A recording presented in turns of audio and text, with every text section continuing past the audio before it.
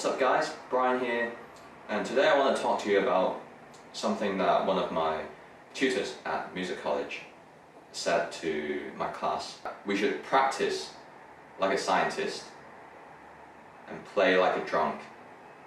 In the first half of the statement, practicing like a scientist, I very truly agree with this actually, because I found that it really helps propel you forward as a musician. An example might be, I want to find all the notes, all the possible positions that I can play one phrase in on the whole of the guitar. Just because I never know where I'm going to end up when I'm improvising, right? If I only practice this blues phrase, that's starting at a very specific point physically on the guitar, like this A over here, 7th fret, 4th string, 3rd finger. So can I start this phrase with my 1st finger, for example? Yes. What about a different position? Starting 3rd finger. So you can see how you can practice just one phrase and spend a bit of time going all over the guitar. And then you can also experiment like a scientist would and say, okay, how about a hammer on and pull off on the blues note? So that works. That actually sounds pretty cool.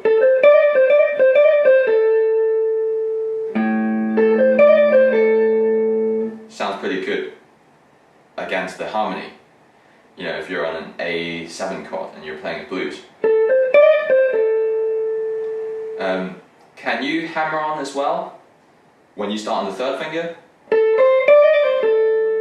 You can, but it sounds different.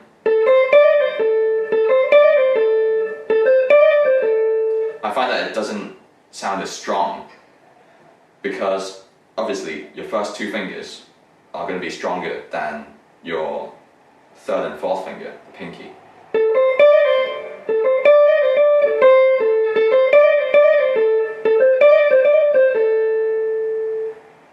It almost has a little bit of difference with it, even though we're doing exactly the same thing. What if you start this on a different set of strings?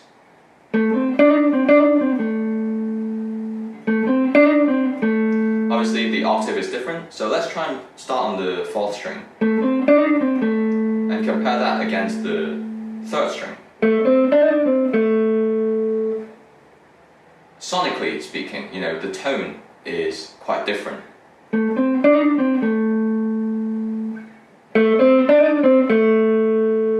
It sounds a lot brighter on the top strings.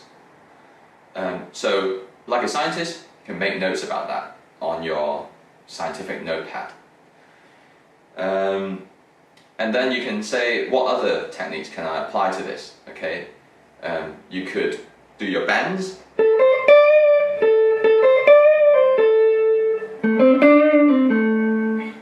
You probably can't bend so well starting 1st string. Don't really like that. But you never know, you might just happen to end up in this position and get away with it. A lot more control with the 3rd finger because you've got these support fingers behind. Yeah, so that's one of the things that you can also do, is to find reasons behind why things are the way they are. Why is it easier to bend with the 3rd finger compared to the 1st finger? It's because you've got kind of 2 fingers behind the finger that you're using, as you know, those, I call them kind of support fingers or like backup fingers, and for that reason you've got a lot more motion with the whole hand. Okay, you could also do the slide, which is very favourable by modern guitarists.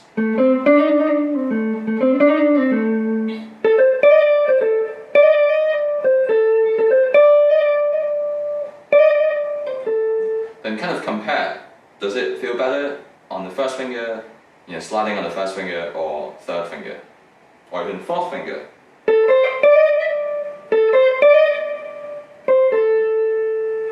Everybody is different in that, their hand size, their fingers.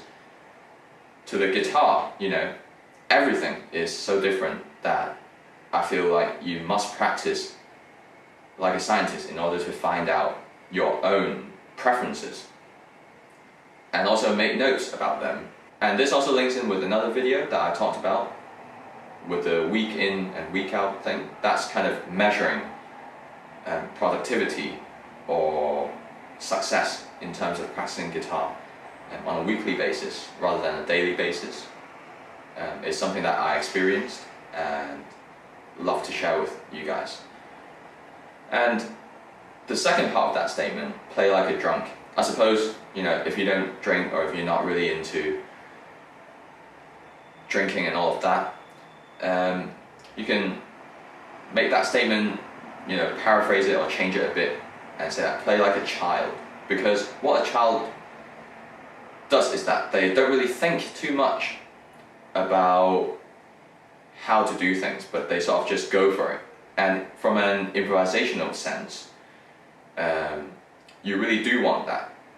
But having practiced as a scientist for ages, for years, so that all of this is just kind of second nature. And when you're hearing that you want to play that phrase, when the music is calling for that, it depends on the settings and everything. But if the music needs this blues phrase, then by all means, play it.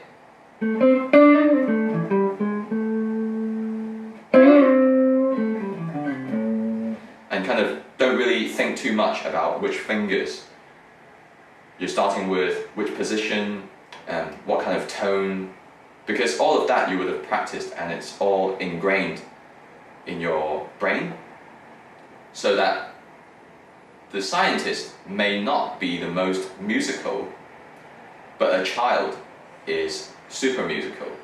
It's very playful and enjoy it as well. I'm sure after a few drinks sometimes you feel that you're enjoying this a lot more than when you're totally sober.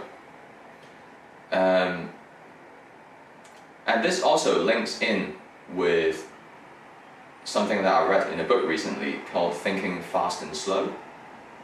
In simple terms, it says that our brain is divided into System 1 and System 2. System 1 being the emotional side, when we make decisions based on emotion and the feelings that you can't really describe with words. Whereas System 2 is that side of the brain where all the logistics happen. And that's where you start to think about words, think about patterns, and it's all very logical. And I think when you're learning music or playing music, it's very good to have a good balance of the two. So when you're practicing like a scientist, engage System 2 and make a chart. I'm going to practice this scale starting on the root, on all different string sets on the first finger today. And tomorrow I'm going to do the same, but I'm going to start on the second finger. Examples like that, okay? It can be very tedious, but some people enjoy it, like me. And when you're on a gig, when you're having a play with your friends, jamming along, just the whole purpose of that is to make good music. Then utilize System 1. But also use a little bit of System 2, be aware of what's happening. And yeah, with System 1 it's more, I feel like I want to play this note, so I'm going to play it with conviction and confidence. So, Santana will know all about System 1, I suppose, all that soul, instead of all that brain in System 2. And in another book that I read a few years ago called Effortless Mastery, it talks about a similar idea, System 1 being very good at the gig, playing the gig. But System 2 is about getting to the gig. Am I going to take the bus? How am I going to fit my amp in the car? Which route I'm going to be taking? Am I going to pick up my bandmates? Logistics like that. Yeah, that's about it for today, and I hope you found this helpful. Subscribe to this channel if you want to see more videos like this. This is more like a talking video, but I just love to share things like these, things that I've picked up along the years of learning music. And I'll see you next time. Cheers.